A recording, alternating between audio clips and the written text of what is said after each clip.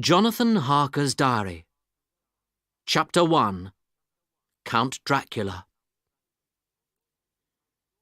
My story begins about 7 years ago, in 1875. My name is Jonathan Harker, and I live and work in London.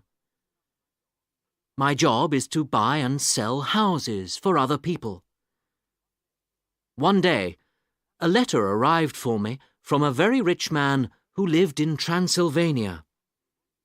He wanted to buy a house in England, and he needed my help. The man was Count Dracula, and I agreed to help him. I found a house for him, and he asked me to take all the papers for it to Transylvania. I was not very pleased about this. I was planning to get married in the autumn, and I did not want to leave my beautiful Mina. "But you must go, Jonathan," she said. "The Count is rich, and perhaps he will give you more work later." So I agreed to go. I did not know then of the terrible danger which waited for me in Transylvania. And so, on the 4th of May, I arrived at a little town called Bistritz. Transylvania was a strange and beautiful country. There were mountains, trees, and rivers everywhere. And somewhere high in the mountains was the Count's home, Castle Dracula.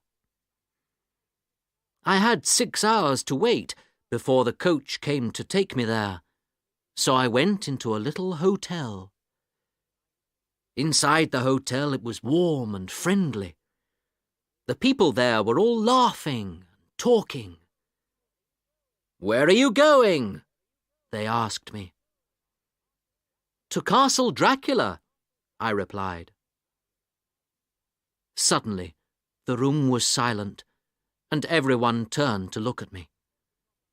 I could not understand why they all looked afraid. "Don't go there," someone said. "But I have to," I answered. "It's business."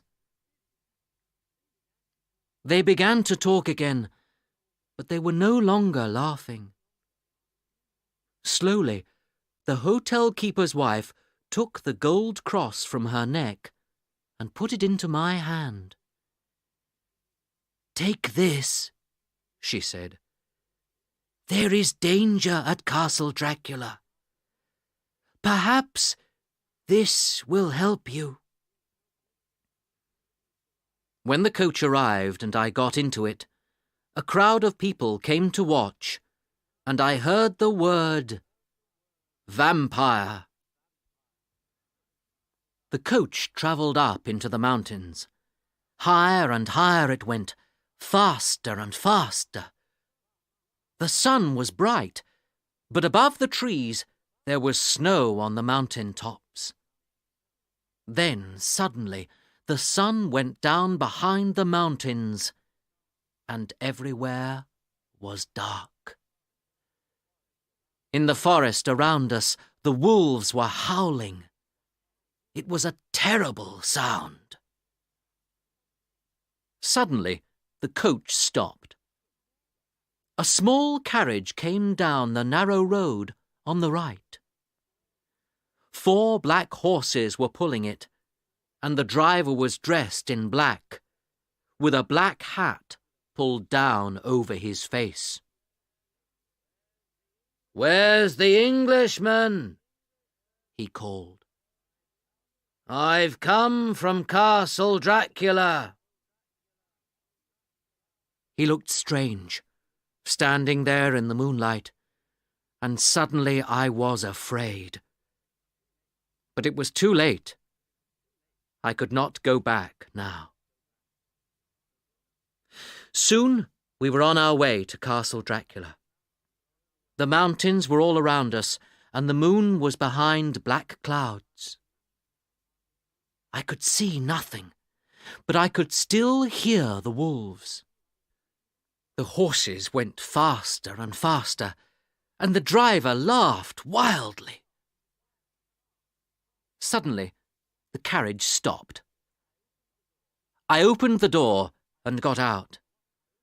At once the carriage drove away, and I was alone in front of the dark, silent castle. I stood there, looking up at it, and slowly the big wooden door opened. A tall man stood in front of me. His hair was white, and he was dressed in black from head to foot. "Come in, Mr. Harker," he said. "I am Count Dracula." He held out his hand, and I took it. It was as cold as ice. I went into the castle, and the Count carefully locked the door behind me. He put the key into his pocket and turned to go upstairs. I followed him, and we came to a room where a wood fire burned brightly. In front of it, there was a little table with food and drink on it. The Count asked me to sit down and eat, but he did not eat with me. Later, we sat and talked by the fire. His English was very good, and while we talked, I had time to look at him carefully. His face was very white. His ears were like the ears of a cat, and his teeth were strong like the teeth of an animal. There was hair on his hands, and his fingers were very long. When he touched me, I was afraid. It was nearly morning when I went to bed, and outside, the wolves were still howling. The next morning, I found my breakfast on the little table in front of the fire. Now that it was light, I could see that Castle Dracula was old and dirty. I saw no servants all that day. The Count did not come to breakfast, but there was a letter from him on the table. "Go anywhere in the castle," it said, "but some of the rooms are locked. Do not try to go into these rooms."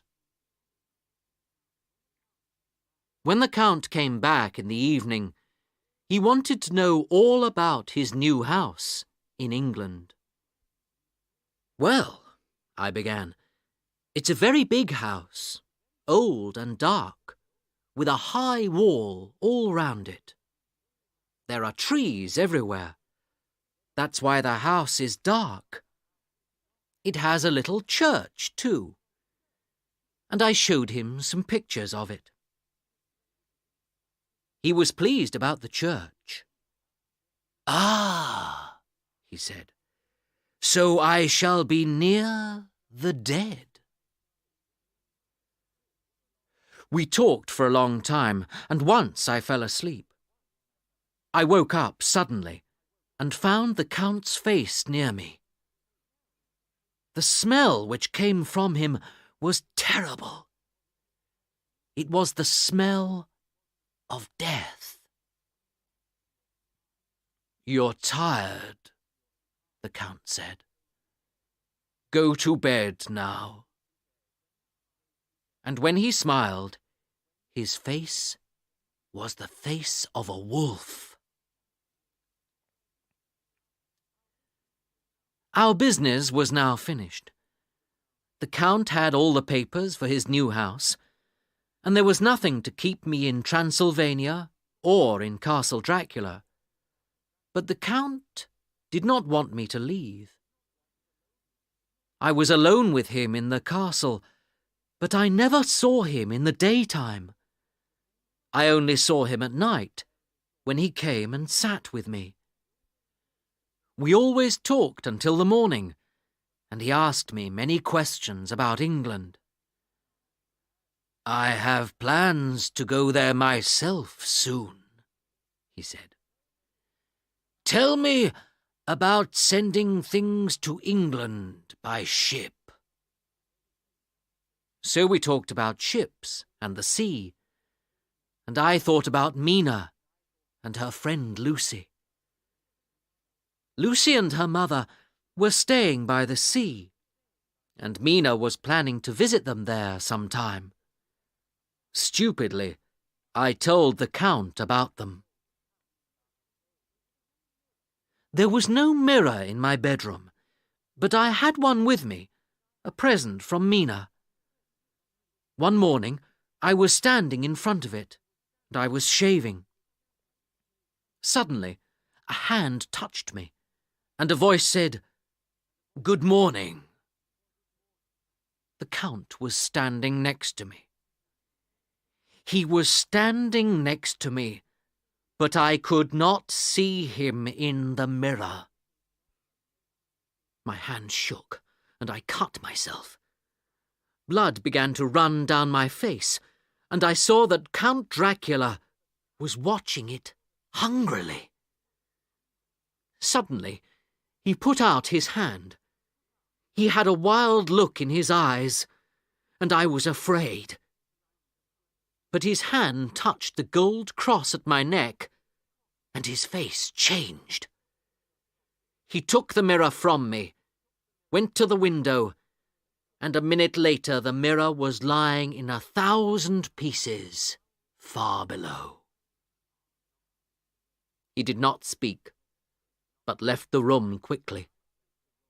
And I stood there and asked myself why I could not see this man in the mirror. I went over to the window and looked out. I was high above the ground. Many of the doors in the castle were locked. Suddenly, I understood. I was a prisoner.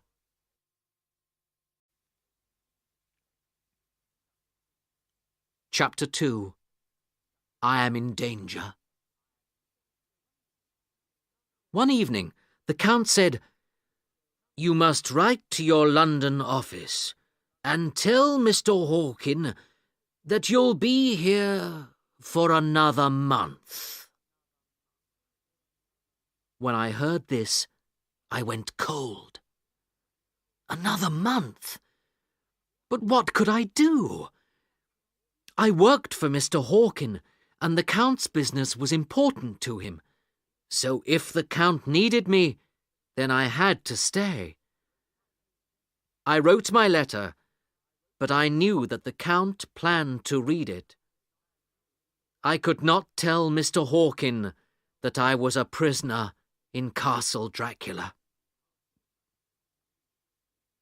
That evening, the Count did not stay and talk with me, but before he left the room, he turned to me and said, "My young friend, sleep only in this room or your bedroom.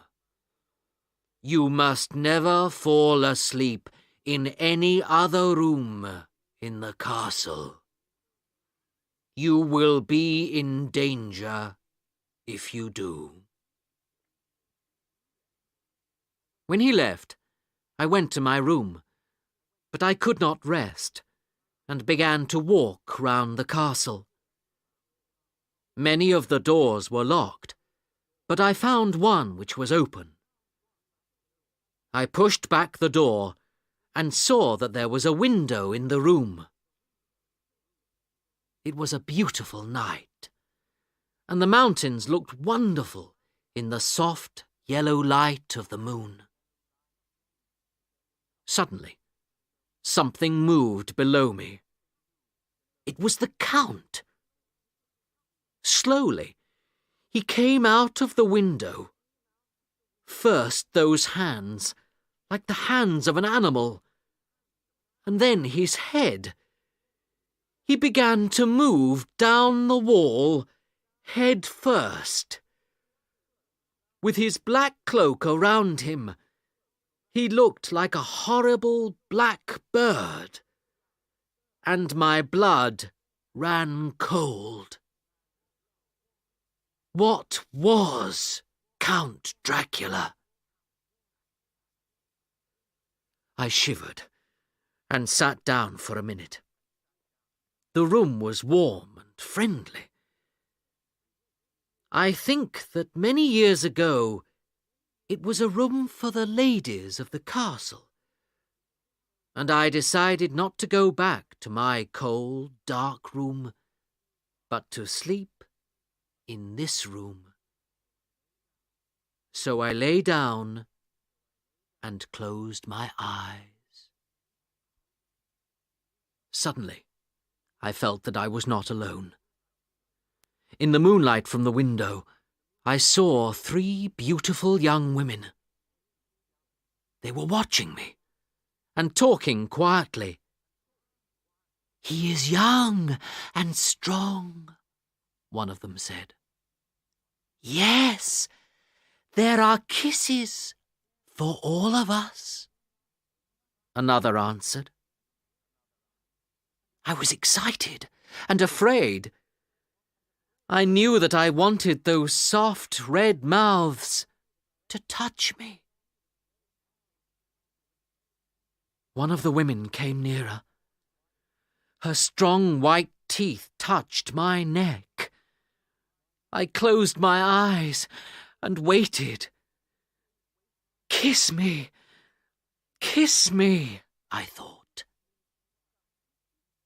Suddenly, there was a cry of anger. It was the Count. He pulled the woman away from me, and her bright blue eyes turned red with a wild anger.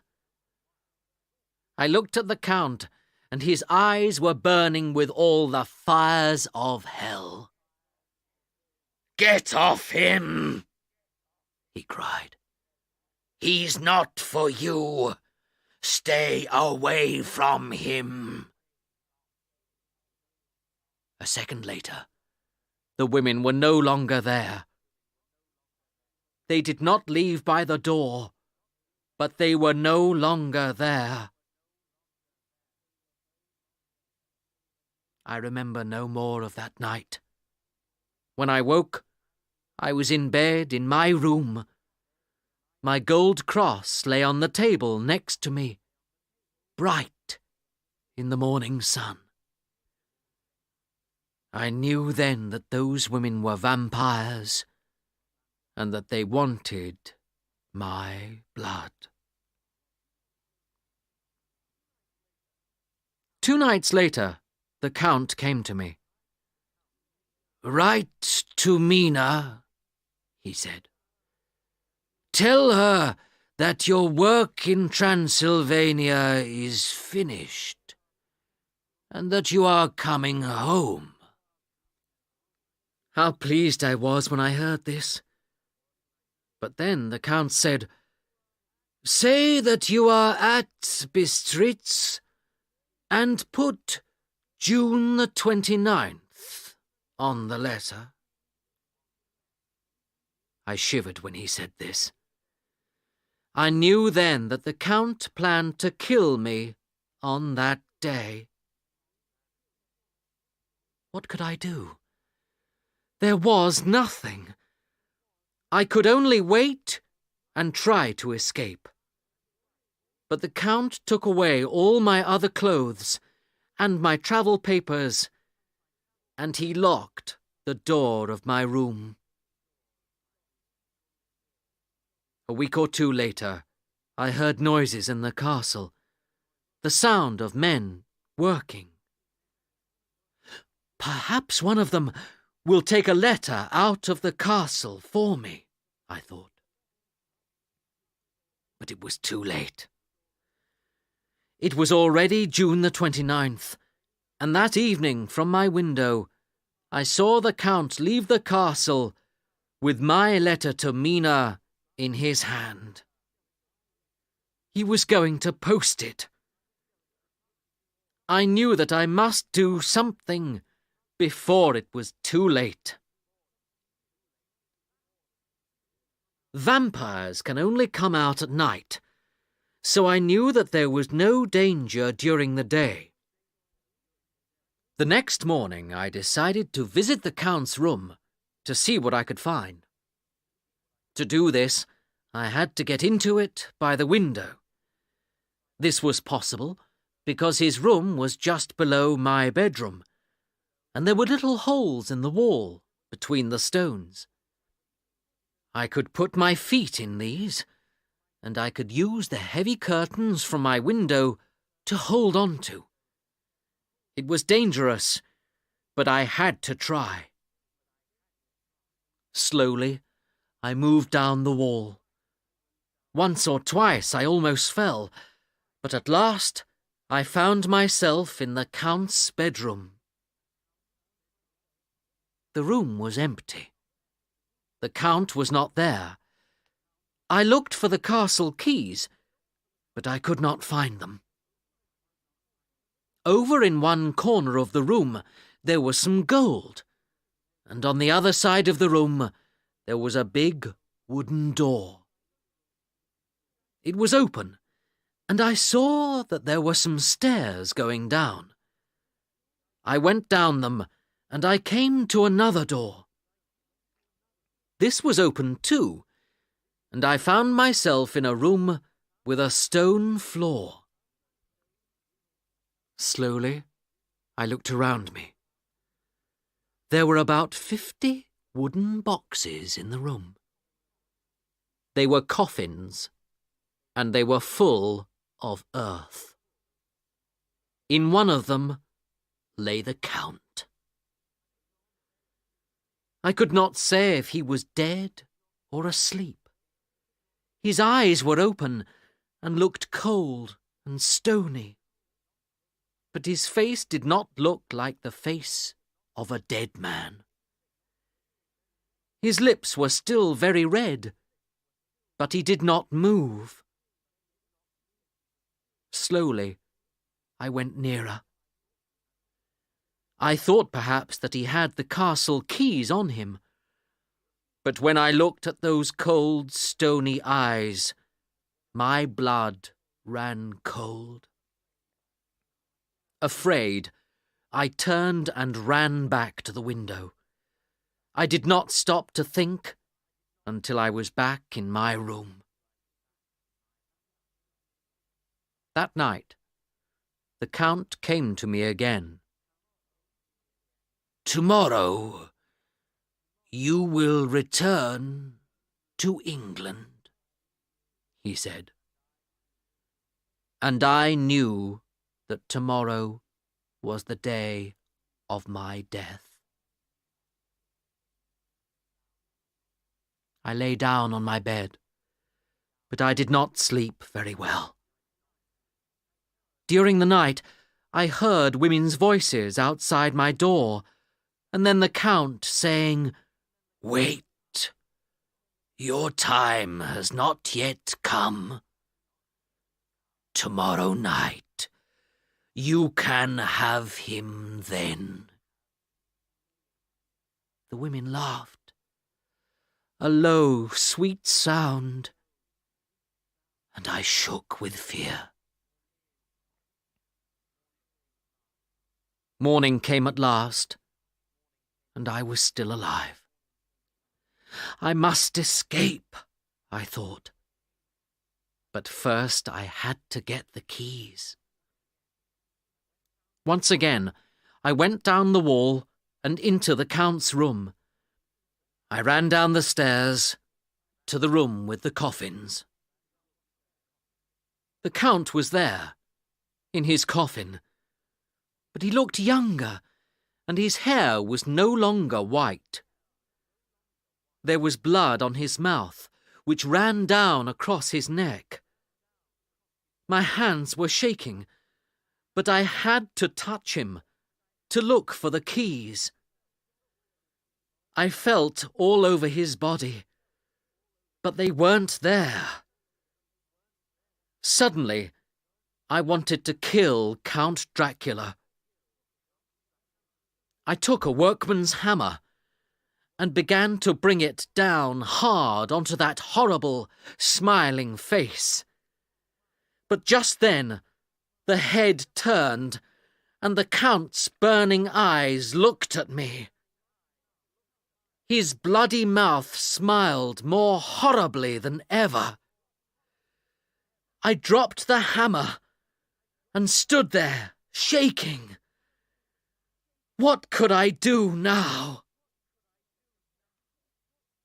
Just then, I heard the sound of voices. The workmen were coming back. I hurried back up the stairs to the Count's room. Below, I heard the noise of a key. The workmen were opening a door. So there was another door to the outside down there. I listened carefully and heard the sound of hammers. They were getting the coffins ready for a journey. Perhaps to England. I remembered the Count's words about his plans to visit my country. I turned to run back downstairs to find this open door. But I was too late. A cold wind ran through the castle, and with a crash, the door at the top of the stairs closed and locked itself. I could not get back down the stairs. Soon, I saw from the window the heavy carts full of coffins, and the workmen drove away. I was alone in the castle with those terrible vampire women. While I was writing these words in my diary, I decided what to do. I must try to escape.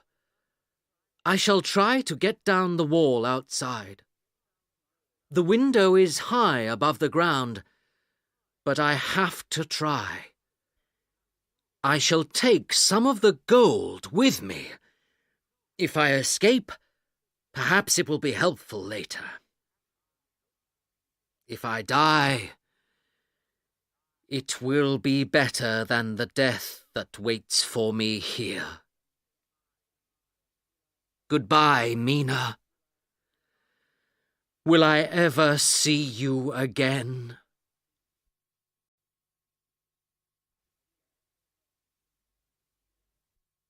Mina's Story.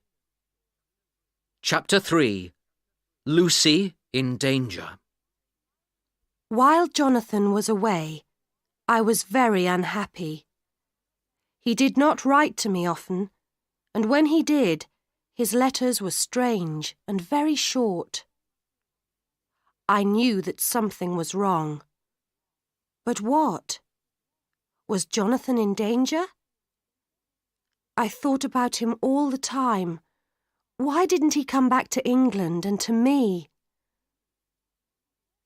I felt better when, at last, I did get a letter from him. Jonathan said that he was coming home and was at Bistritz. But again, it was a short, strange letter. Perhaps he's ill, I thought. My friend Lucy also wrote to me. I know that you will be happy for me, she wrote. Arthur has asked me to marry him. Isn't it wonderful? I love him very much. He's away just now, and you know that Mother and I are staying at Whitby, by the sea. Please come and stay with us, and I can tell you all about it. Arthur Homewood loved Lucy very much. I was really pleased to hear her news, and I decided to go immediately. And it would help me not to think about Jonathan all the time. Lucy met me at the station, and it was wonderful to see her again. She was full of life and talked happily of her plans. "Oh, Mina," she said to me, "I am really happy. I love Arthur very much." But sometimes it was hard for me, because when Lucy talked of Arthur, I thought of Jonathan again. The weather was good, and Lucy and I walked a lot, sometimes by the sea, but we often went up to the old church on the hill. At night, Lucy and I slept in one room, but sometimes she walked in her sleep. She began to sleep badly, and her mother and I decided to lock the bedroom door at night. Then one day, the weather changed. The sky was black and heavy, and that night there was a terrible storm. Lucy was very excited by it, and she sat by the window all night and watched the sea. The next morning, there was a ship on the beach. "It's a Russian ship from Varna on the Black Sea," Lucy's servant told us. "There are coffins on it, and they're full of earth. And a big black dog jumped off the ship and ran up the hill." "And is everyone on the ship alive?" Lucy asked. "That's the strange thing about it," the servant replied. "There was no one on the ship, either dead or alive." Everybody in the town was very excited by this strange ship, but there were no answers to the mystery. And nobody saw the big black dog again. That night, I woke up and found that the bedroom door was open and Lucy was not there. I looked for her everywhere in the house, but I could not find her.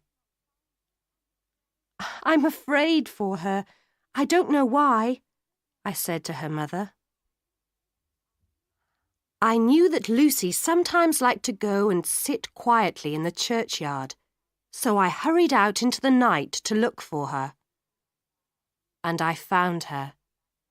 She was sitting in the churchyard, white in the moonlight, and I thought I saw something dark behind her. Something dark and horrible. Slowly its head moved nearer to Lucy.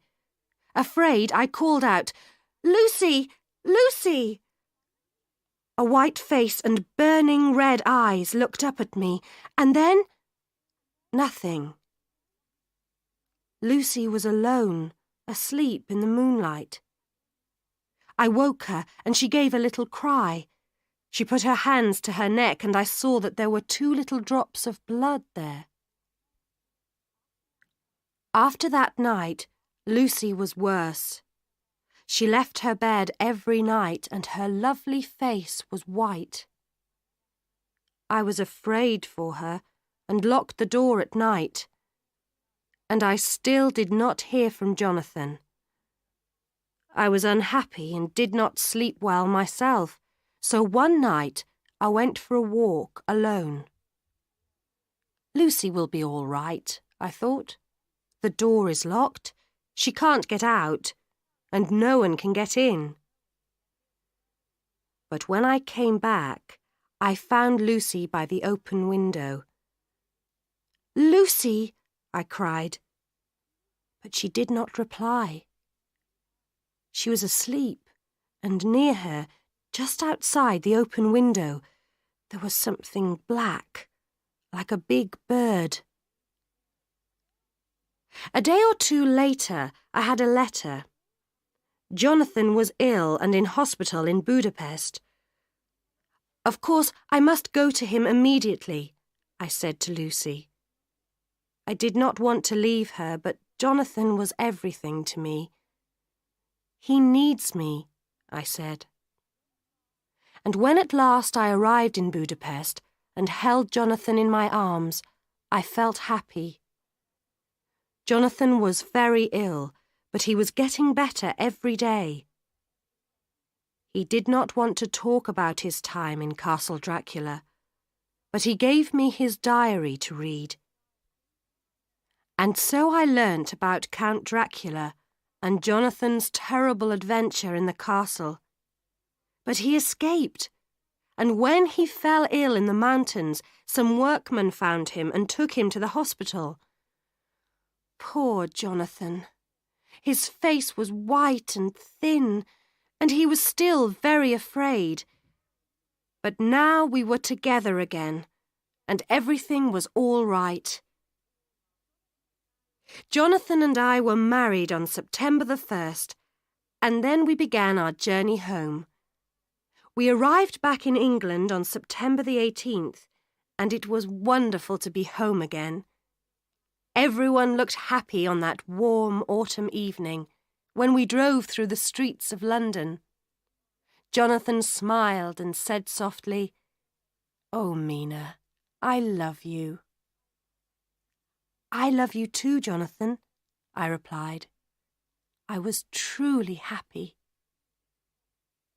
And then, suddenly, Jonathan's face went white, and he cried out. He was looking at a carriage outside a shop. In it there was a pretty girl with dark hair. She was waiting for someone. And near the carriage, watching the pretty girl, there was a man, a tall, thin man, with long white teeth and a very red mouth. "It's the Count," Jonathan cried. "Here in London." Jonathan put his head in his hands and said nothing for the rest of the journey. I was very afraid for him. Was it really true that this horrible Count Dracula was here in London? When we arrived home, there was a letter from Arthur Holmwood. Lucy was dead. My dearest Lucy, dead. It could not be true. Later we read the letter again. "Soon after you left," Arthur wrote, "Lucy began to get worse. I did not know what to do. I knew only that I must do something quickly. So I asked our old friend, Jack Seward, to come and see her. He's a doctor, I thought. Perhaps he can do something to help Lucy. He came at once, but in the end, nobody could help poor Lucy, and she died yesterday."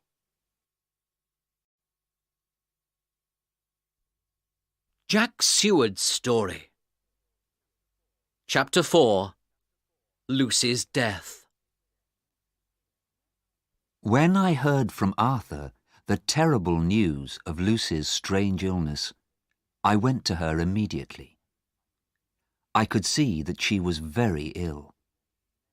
She lay in bed all day and did not move. She was as white as a ghost, and she was very thin. When night came, she was afraid to sleep, and in the morning, on her neck, there were 2 strange little wounds. I did not know what was wrong with Lucy.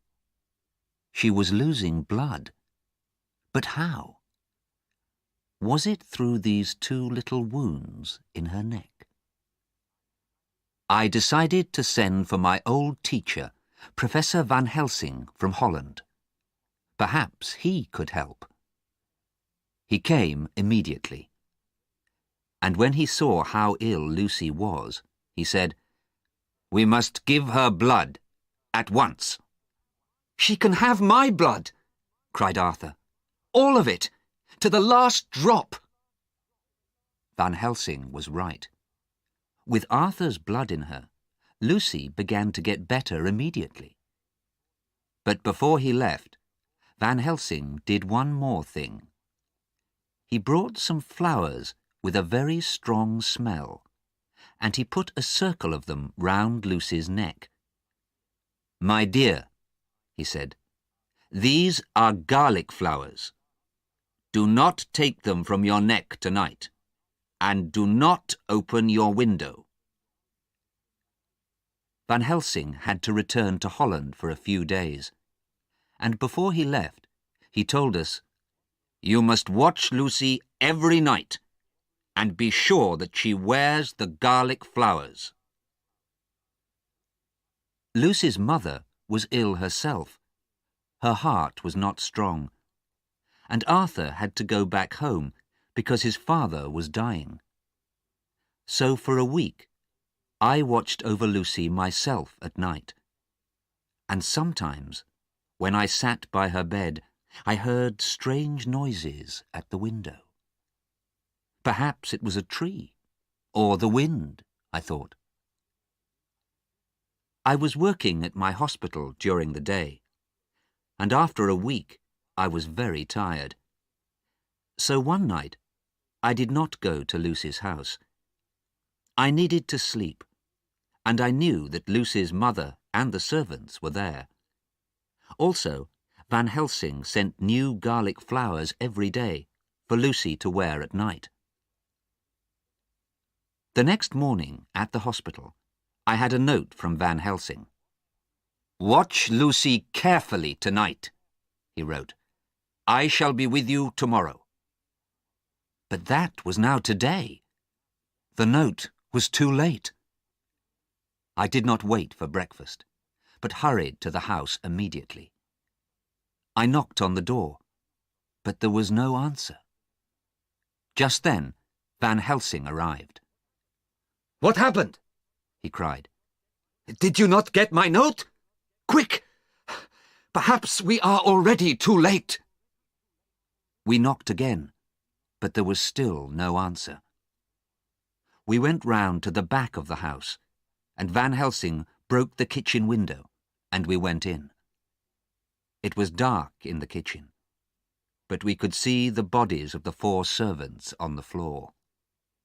They were not dead, but asleep. "Someone put something in their drinks," said Van Helsing. "Come, we must find Lucy, if we are not too late."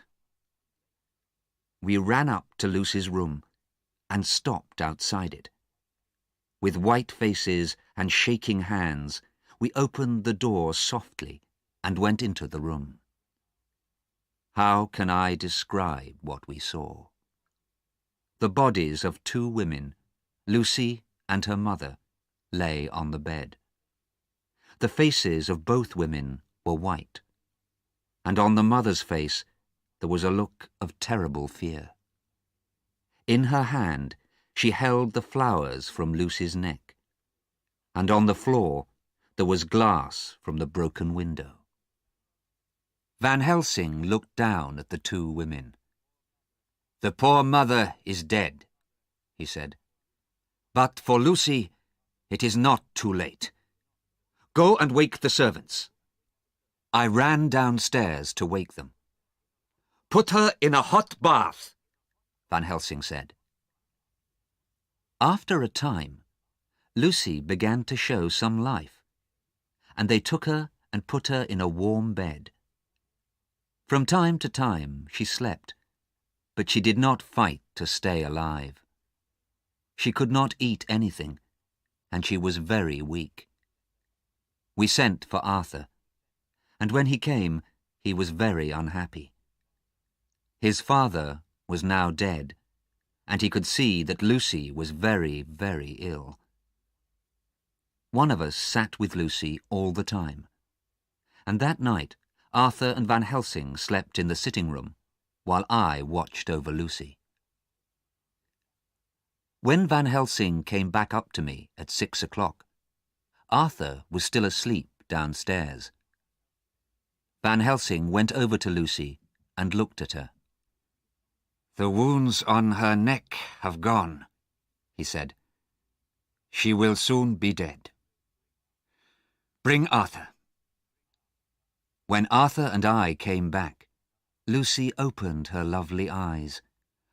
"Oh, Arthur," she said softly, "kiss me, my love."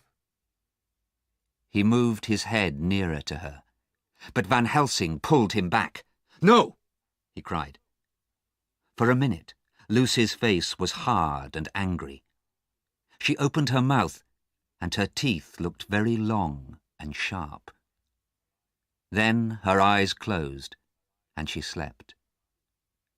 Soon she woke again, took Van Helsing's hand, and said softly, "My true friend." And then, quietly, Lucy died. "She's gone," said Van Helsing, and Arthur put his head in his hands and cried.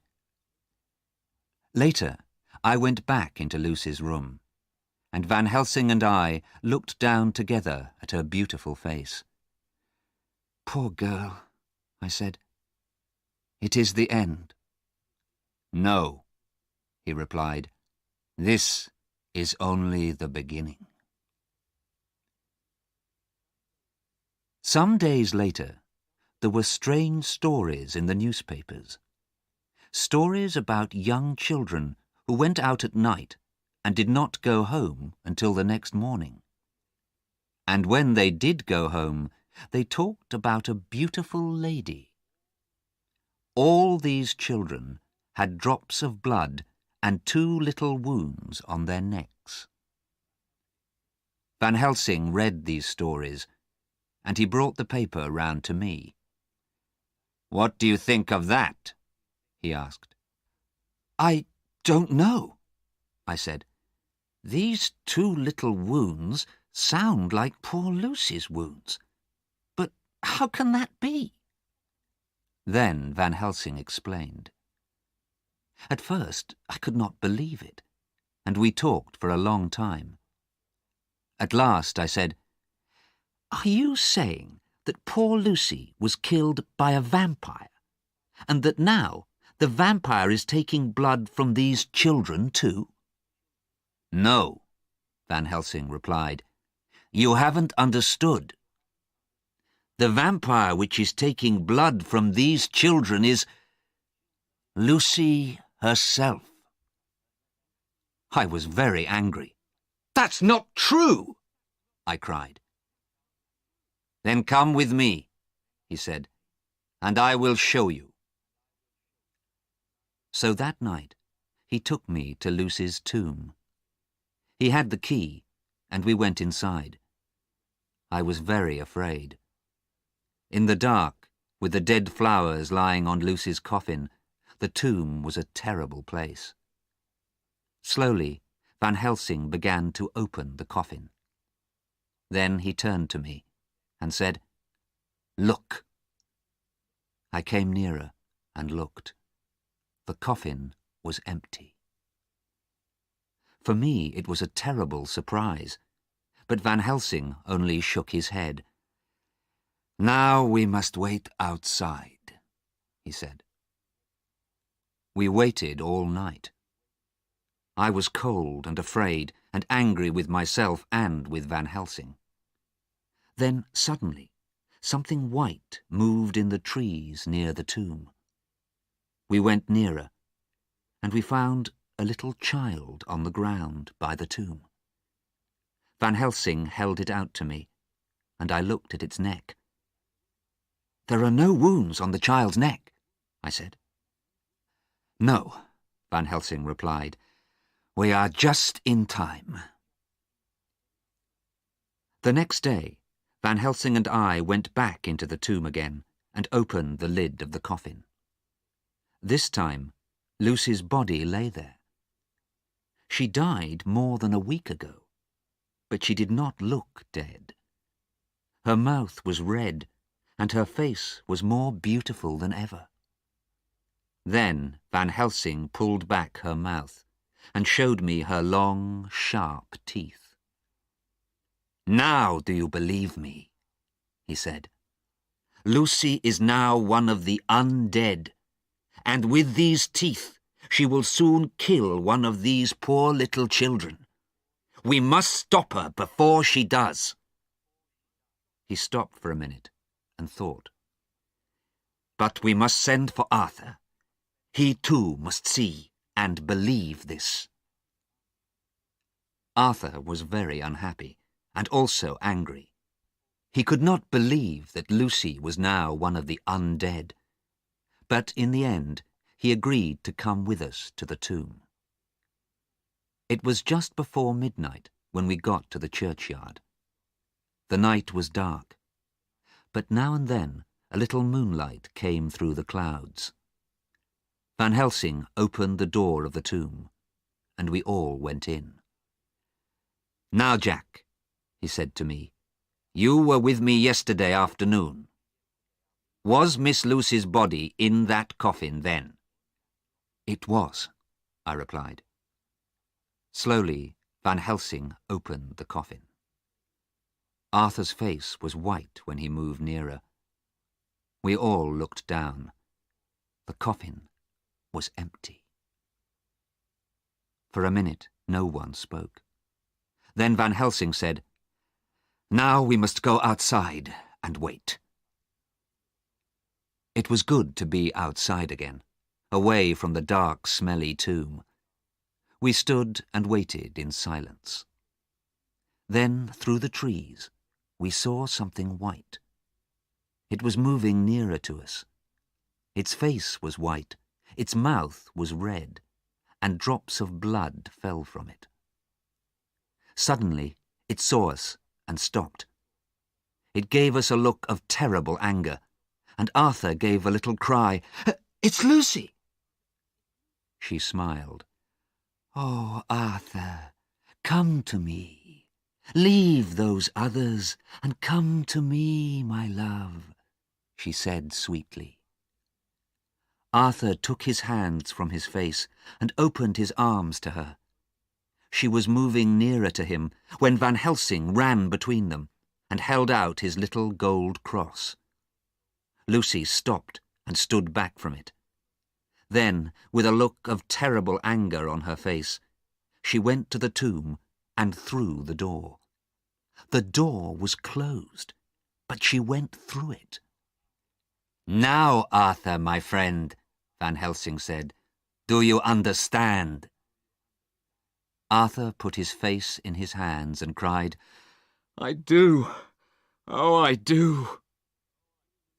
The next day, Arthur, Van Helsing and I went back to the tomb.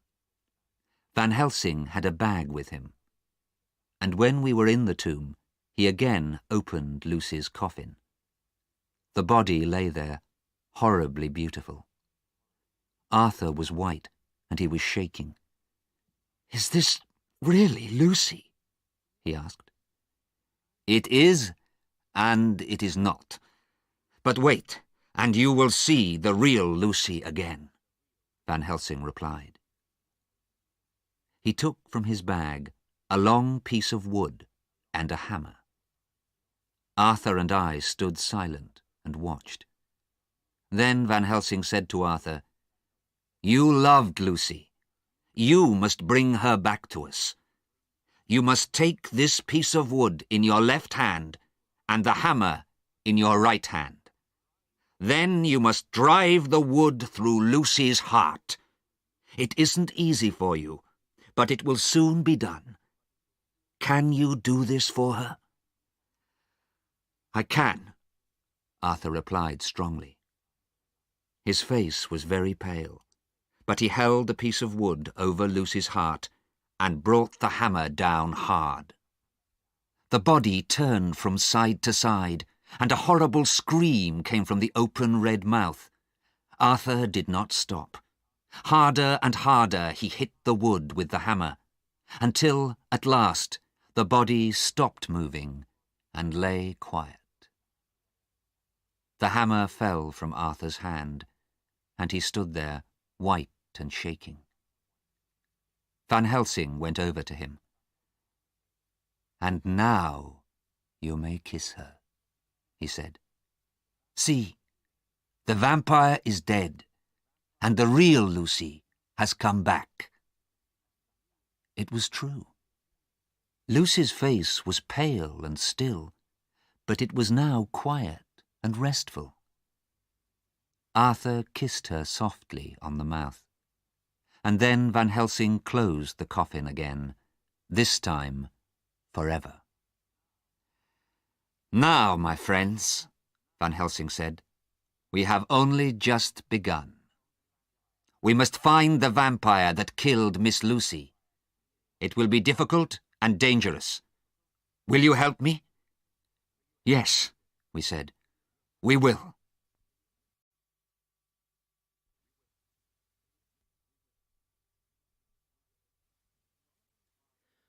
Jonathan Harker's Diary. Chapter 5. Mina in Danger. Some days after Mina got the letter from Arthur, with the news of Lucy's death, she had another letter. This was from Professor Van Helsing, a friend of Arthur's. In it he wrote, "I know from your letters to Lucy that you were her dearest friend. I would very much like to meet you, to talk about the time when you were with Lucy at Whitby." So the professor came to see us at our house, and we learnt the full story of poor Lucy's terrible death. Then Mina gave Van Helsing my diary to read, and he learnt about my time at Castle Dracula. He was very excited. "Ah," he cried, "now I begin to understand so many things. This Count Dracula, he was the vampire that killed poor Miss Lucy. Will you help us to find him?" Of course, Mina and I agreed to help. When I saw Count Dracula in London, I was very afraid, but now I felt stronger because I had work to do. We began at once. Mina went to stay with Jack Seward at his house, to tell him and Arthur all about the Count, and I went to Whitby. I wanted to find out about the coffins that were in the ship on the night of the storm, the ship that brought Count Dracula to England.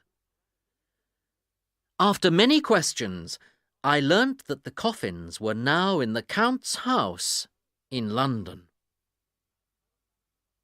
I hurried back to London and to Jack Seward's house. When I told Van Helsing this news, he called us all together and said, "Now the danger begins.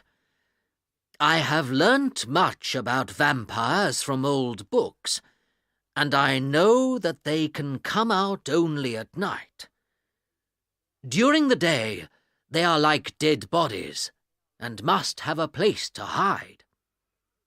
I think that Count Dracula uses his coffins for his daytime hiding places. If we can find him in a coffin, we can kill him. But let's go to his house tonight. We'll put holy bread in the coffins, and then the Count cannot get back into them. He'll then have no place to hide during the day, and he will be weaker and easier to fight when we find him." So that night, Van Helsing, Jack, Arthur, and I went out together to the Count's house. Mina, of course, did not come with us. I was afraid to leave her alone, but she said that there was more danger for us than for her. Jack had some old keys with him, and with one of these we got into the house. It was old and dirty, and the smell of blood was everywhere. We walked through the cold, empty rooms, and at last we found the coffins. From his bag, Van Helsing took some holy bread. "We must put a piece of this in each coffin," he said. We worked hard. It took a long time to break open each coffin and put holy bread inside. We were just opening the last coffin when Van Helsing gave a cry. We are too late! The Count is coming! We looked up from our work and saw Count Dracula. He came through the dark room like a black cloud. His angry face was white, and his eyes burned like red fires. Van Helsing held out his gold cross, and the Count stopped. Afraid for our lives, we ran from the house. "Quick!" cried Van Helsing. "We must get back. Now he has seen us, Mina may be in danger." My heart nearly stopped when I heard this. "Oh, Mina," I cried silently. "I cannot lose Mina." But when we got back to Jack's house, everything was quiet. I ran upstairs. The bedroom door was locked. I called out to my friends, "Help me! Oh, help me!" Together we broke down the door, and then my blood ran cold. A tall, dark man was standing in the moonlight by the window. In his arms he held my wife, my Mina. Her white nightdress had blood on it, and her face lay against Count Dracula. Blood dropped from his mouth, and he was holding Mina to him while she drank his blood. I ran to her and tried to pull him away from her.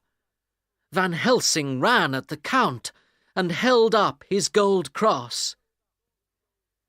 When he saw the cross, Count Dracula moved back and dropped Mina's body. She gave a terrible cry and fell across the bed. A cloud moved across the moon, and when the moon came from behind it, Count Dracula was not there. "Oh, Mina, my love," I cried. I took her in my arms. "What has happened? Tell us." I was wild with fear. Mina shivered. "Don't leave me," she cried. "Oh, please don't leave me." Her face was pale, and we could see 2 little wounds on her neck. She put her head in her hands and gave a long, terrible scream. "Stay with me," she cried. And I held her in my arms until the first light of day showed in the east. Chapter 6. Dracula Must Die. The next day, Van Helsing, Jack Seward, Arthur, and I made our plans. Mina was there too. She was very pale, but she wanted to help us. We knew that we had to kill Dracula before Mina died. "If we don't," Van Helsing said, "Mina will die and will be a vampire forever. I have been back to the Count's house this morning, and the last coffin has gone. We must find it. Count Dracula will be in it during the day. If we can find him before dark, we can kill him." "But where is it now?" I asked wildly. Of course, we did not know the answer. But then Mina spoke. "I feel that I am half a vampire already, and sometimes strange thoughts come into my head. I think that these thoughts are Count Dracula's. Just now, when you were speaking, I thought that I could hear the sound of a ship moving through water." "Of course," cried Van Helsing. "Dracula has decided to leave England. He knows now that we are his enemies and that it is dangerous for him here. So he is going back to Transylvania by ship. We must find out which ships left for the Black Sea last night." At the London shipping office, we learnt that one ship sailed for Varna in the Black Sea the night before. We also learnt of a passenger who arrived at the last minute, a tall, thin man in black. He had a pale face, burning eyes, and a very red mouth. And he had with him a long box. "So," said Van Helsing, "the ship will take about 3 weeks to sail to Varna. But we will take the train across Europe and get there much faster. We leave tomorrow." We left London on a cold October day, and 4 days later we were in Varna. We made our plans and waited for the ship to arrive. Every day Mina told us that she could still hear the sound of water. But 3 weeks went by, and the ship did not arrive. Then at last we had news. The ship was not coming to Varna, and was already at Galatz. We took the first train to Galatz, but we were too late. The box was no longer on the ship. "Someone came and took it this morning," one of the sailors told us. We hurried back to our hotel to tell my dear Mina the news, but we saw that she knew it already, and her face was white with fear. "He has gone," she said quietly, "and he is taking me with him. Oh, my dear friends, before I change into a vampire, you must kill me. Then you must do what you did to poor Lucy, to give me rest. Tell me that you will do this for me." I held her hands, but I could not speak. If that day ever comes, I don't know how I shall live through it. Later, while Mina slept, we tried to make new plans. "She is right," said Van Helsing unhappily. "Our poor Mina is in great danger. She is already beginning to change. Her teeth are getting longer and sharper, and when the Count reads her thoughts, her eyes are hard and cold. We must find him and kill him before it is too late." I can remember little of the next few days. I was wild with fear and anger. We learnt that the Count's coffin was travelling by boat up the river, and Jack Seward, Arthur, and I began to follow in another boat.